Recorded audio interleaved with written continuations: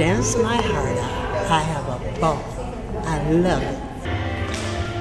Creativity is just a part of my life. And growing older, if you have creativity in your life, that helps you to act younger anyway. There's creativity everywhere. From making a clay object to worrying a poem through until it gets written. The most creative thing I probably do is poetry. So I've done that since I was about 13 years old. And I am glad they do not turn to catch their daughter crying into bright noon. Hi, Shirley. Hello, darling. How are you? I'm fine, thank you. I thought it would last perhaps a few weeks, a couple of months, a year. When we had our first examination by the organization that accredits you, they asked me what my philosophy was, and I said I thought probably it was to operate against whatever trends were in order. When I met my husband, I saw that he was the right man, and I wasn't about to let him get away. So, what do you say when you said that? No, that wasn't Some what I said. other woman would not know how to treat me. Oh, yeah. I told you that later. I told him after we got married, I said, I saved you.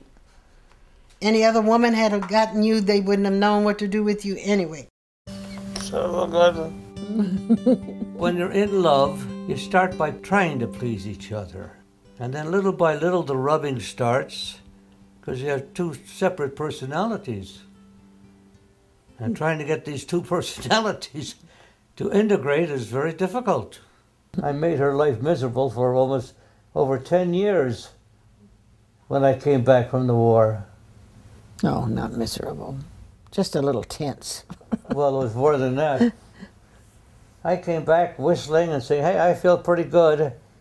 Meanwhile, Shirley had to go to a psychiatrist.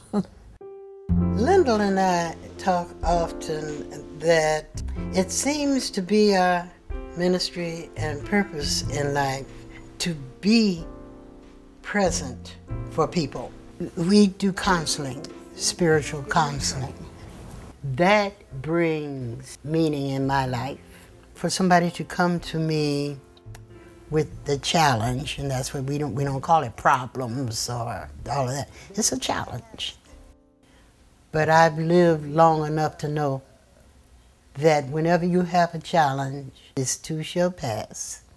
Some students wanted a bust of the founder of the school to give that bust to the school as a graduation gift. And she was very honest. She picked up the dimple, and she also picked up what you can call the little jowls that we all get after a certain age, right here, like that. I will go in the mirror now and say, if I could have this, and then I could have that, and I could have that, you know, that would be wonderful. Not much, just a little bit, you know. But I say, you're 82, so what do you expect? I look at it, and there it is, so I deal with it and become more seductive. Coco Chanel used to say that after 40, a woman had to choose between her face and her rear. And if she chose her face, then it didn't matter so much what happened to the rest of her. You never get too old to have sex. And my husband and I are very active. In fact, I don't dare go up to these stairs ahead of him, because if I did, he'd be up the stairs all up under my dress. I didn't live in a little box. I lived my life fully. And I'm glad that I did, because I see women 50 and 60 decide to give up on life and go sit down somewhere.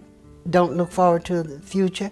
Even at 82 years old, I still got things that I want to do. I would hope that reincarnation was true, because I would love to do some things I didn't have a chance to do. What do they call that? When you dive, skydive? I would love to be able to do that.